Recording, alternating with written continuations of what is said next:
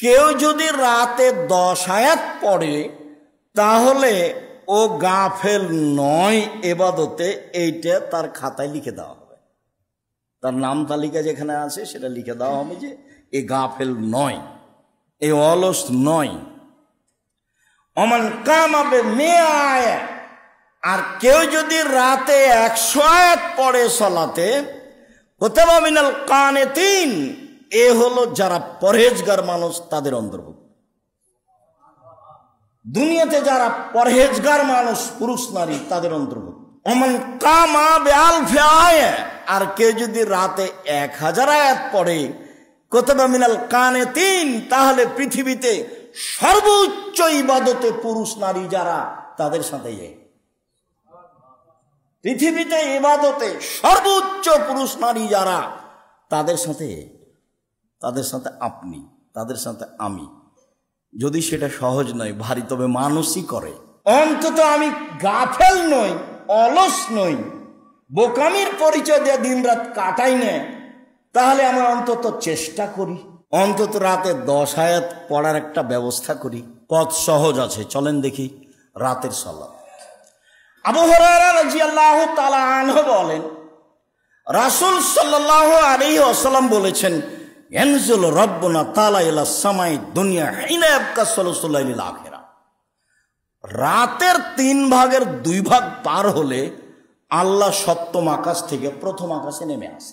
রাতের 3 ভাগের 2 ভাগ পার হলে আল্লাহ তাআলা সপ্তম আকাশ থেকে প্রথম আকাশে নেমে আসেন।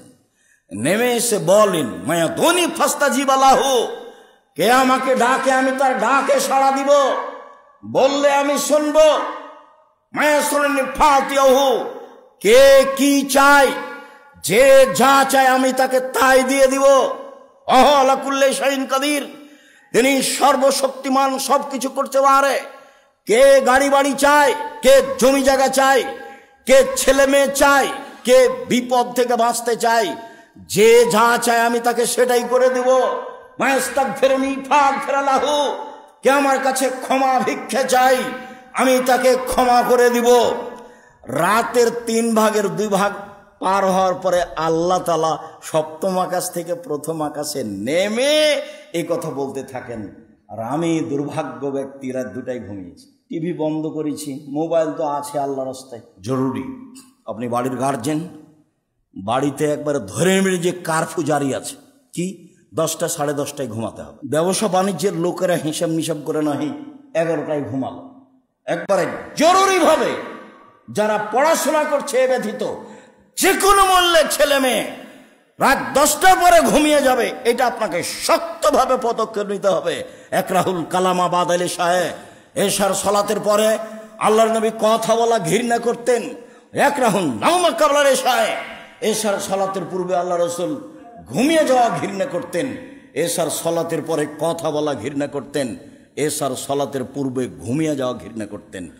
এশার সালাতের পূর্বে ঘুমিয়ে যাওয়া ঘৃণা করতেন। এশার সালাতের পরে কথা বলা ঘৃণা করতেন।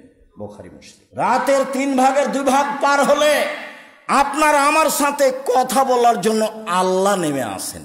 কি দিয়ে আপনাকে বুঝাই আমি আর আপনি কোথায় আছি? অথচ ঠিকই মানুষ, খাই ভালো, চলি ভালো, আবার বেড়াইতে পারে, আলহামদুলিল্লাহ, খাওয়ার কোনো অসুবিধা নেই, রুজি আল্লাহ ভালোই দিয়ে রেখেছেন কমবে সবাকে। কিন্তু আল্লাহ তাআলা প্রত্যেক রাতে নেমে এসে আমার সাথে কথা বলেন আর আমি ঘুমিয়ে, এটা কেমন হয়?